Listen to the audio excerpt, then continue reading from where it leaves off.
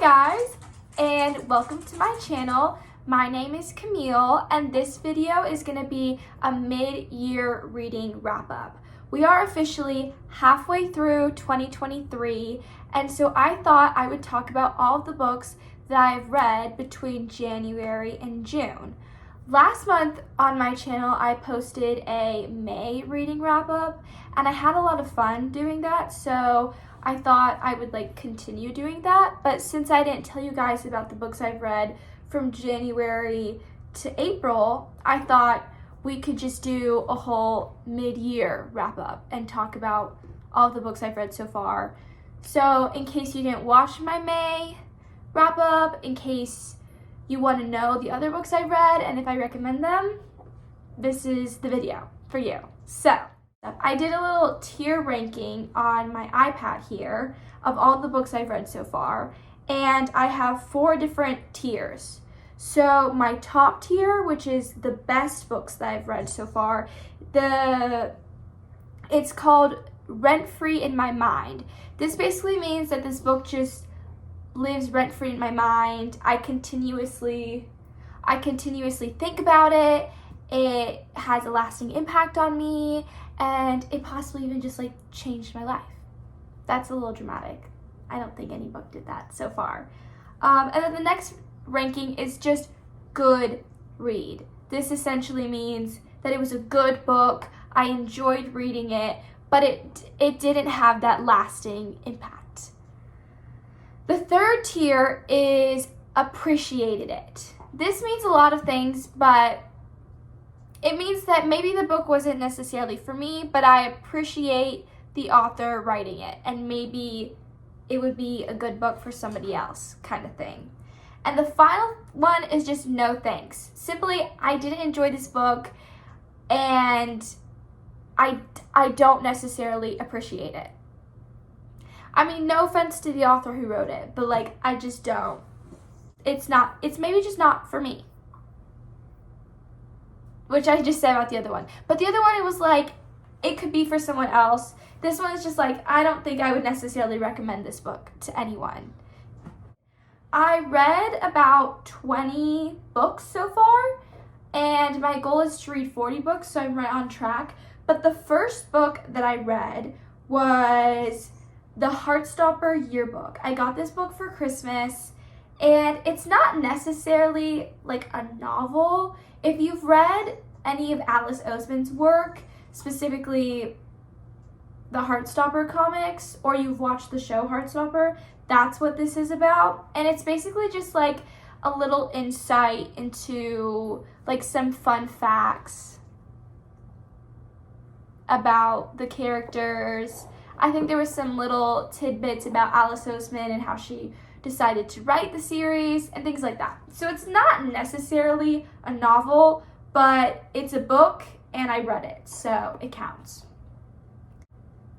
And again, because it wasn't really a novel or anything, I'm just gonna put it in appreciated it. I appreciate it. It wasn't really wowing. It was just a fun little thing that I got. So, it wasn't really a book, but I thought I would count it because it is, I have it, Anyways, the next book I really read on here is Restore Me, which is the 4th book in the Shatter Me series. I read the trilogy, I think, around December of 2022, and then in January, I thought I would pick up the second set of a trilogy. If you don't know what Shatter Me is, it's basically these books that take place in a dystopian society, and it stars this girl with powers who basically it's if you touch her, you die kind of thing. That's her power. I liked the first 3 books. I did. I thought they were yeah, they're kind of good or whatever. But I don't know what was in the 4th book, but it got to the point halfway through where I was reading it that I just got angry. The plot isn't very, in the first 3 books it's kind of okay, whatever, but the plot in this one just didn't make sense to me. The romance kind of can like put you in like rose-colored glasses and be like, okay, like it's not that bad. But the romance wasn't doing it. So the rose-colored lenses were gone. Yeah, so this book just really aggravated me. Maybe you like it. Maybe you love the Shatter Me series. I would put the Shatter Me, the first trilogy, and like appreciate it. But this book there was something about it that just made me mad. So it's gonna go in the no thanks category. And the next book is the novella, if you don't know, with Shatter Me. All of the books have a novella in between them. So the next novella was Shadow Me, which was from one of the characters named Kenji's point of view. And I don't remember anything that happened in it. So we're just gonna put it and appreciate it. It didn't make me mad, but I don't really remember it. After that happened, I realized that I just maybe need to take a break. I will finish the series at some point, but that point is just not anytime soon. So the next book I read was Looking for Alaska by John Green. And this was my friend's like favorite book. So I thought, you know what? I'll borrow her copy and see if this book is worth it. And it was. I really, really do like this book. It's one of those books that it's like, this is what kids should be reading in school. It talks a lot about, you know, high school, friendships, and then it has like another aspect that's like about philosophy and the meaning of life and what that means to you. And I feel like that's just, and it like really connected to the story of these high schoolers and them trying to understand the meaning of life. But this book is gonna go in a good read simply because it was really good. I thought this book was amazing. But it's from this like teenage boy's perspective, and there's no place I would rather be than inside a teenage boy's mind. So for that, it's going in a good read and not like top tier, because I just couldn't handle some of the things that he would like think about. I was like, I can't do it. But besides that, it was a really good book. The next book I read was Daisy Jones and the Six. I read this, I think, a month before the show came out, and just wow. Instantly going in rent-free in my mind. Because it's like, it's a book about this 70s rock band and basically how they became stars and then how the band crashed. And it's just something so satisfying and fun about this book and like the community, I guess. This being a book, a TV show, and they actually released an album. I don't even know how to describe that, like a pop culture moment where it's like everyone's talking about it, everyone's reading it, everyone's listening to the album, everyone's watching the show, and they're able to kind of like talk about it together. There's nothing more fun than that. There's nothing more fun than that. Anyways, Daisy Jones and the Six automatically rent-free in my mind. And while we're talking about book adaptations, the next book I read was The Ballad of Songbirds and Snakes by Suzanne Collins, which is the prequel to The Hunger Games, which is about President Snow during the 10th Hunger Games. I enjoyed this book. I thought this book was really good, but it's just simply, I don't want to be inside this man's brain. There were 5-star moments and there were 1-star moments in this book. So I am going to put it in appreciate it. Not because this book wasn't good. I think it's a good book. I think you should read it before you see the movie. But it's just one of those books where it's like it made me feel a lot. So you think like, okay, like that should be a good book, but it's like, you know. So I'm going to appreciate it. Next we have, again, another like book to movie adaptation kind of thing. We have Six of Crows. Now, I have been wanting to read these books since the show came out, the season 1 show, but I just never got around to it. And then when season 2 came out, I was like, you know what? I should read them. Basically, the show Shadow and Bone is like ties in these characters, and technically it's like this. There's like the Shadow and Bone trilogy, and then there's the Six of Crows duology. But you don't necessarily have to read the Shadow and Bone books. So what I would recommend to you, if you want to read these books and you're kind of like scared that you won't understand the fantasy elements of it, I would just watch the first episode of the show and then read these books. Six of Crows by Leigh Bardugo is amazing. It's amazing, okay? I love the plot, I love the characters, I love the different POVs. It was like, it's fantasy. There's like it's like a fantasy heist with these like all of these like criminals kind of, but it's like you're rooting for them. You're rooting for them.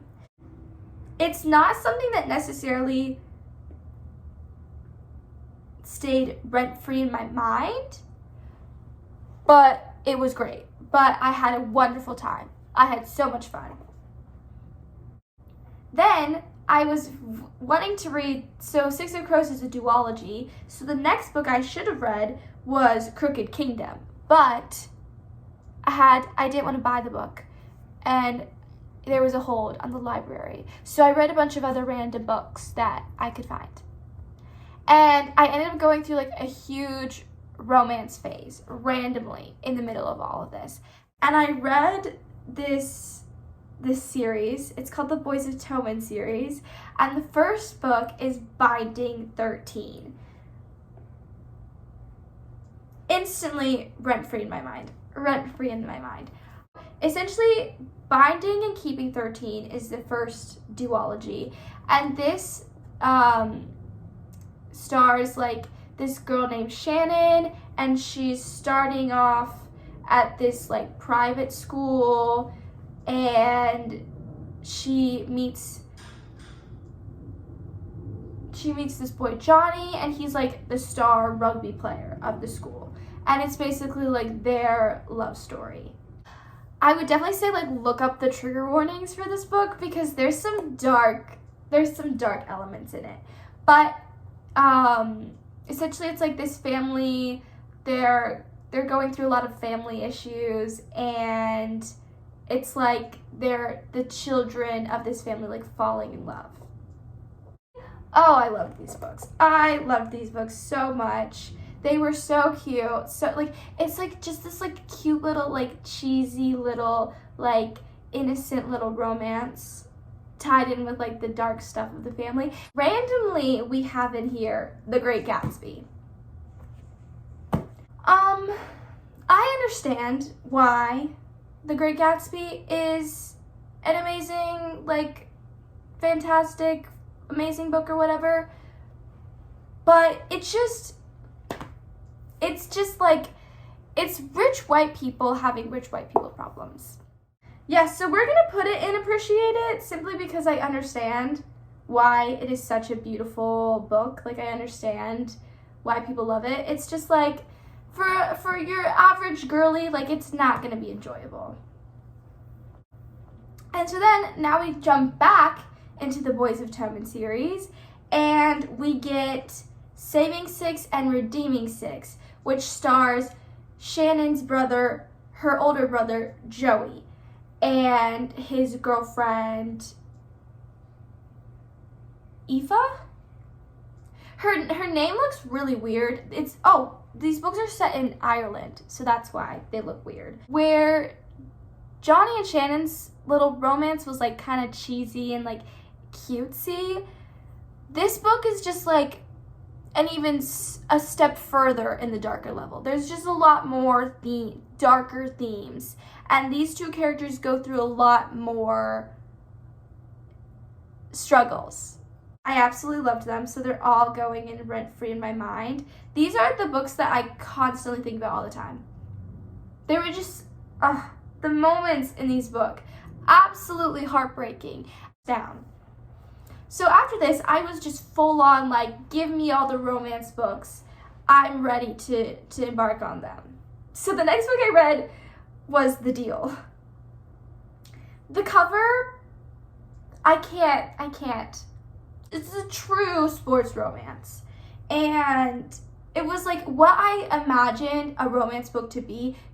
This is it. You know, where it's like everything's going well, then there's a random like third act breakup, and then it's like resolved in 5 minutes. So it was kind of uneventful. It was, again, cute, simple little romance book. I'm gonna put it in appreciated it. But oh no, please stop. It was just, you can't compete where you can't compare with the Voice of Tommen series. So then we get to Archer's Voice, which is another romance book, but it's like a small town romance. I believe that I talked about this book in my May monthly wrap up. So I'll try to be quick about these books. If you want to know about them, you can just watch my May monthly reading wrap up. I'll have a link down below. So we're just gonna fly through the next books and tell you if I like them or not, because you can just look at the video. I'm not gonna explain them. Archer's Voice is getting a good read.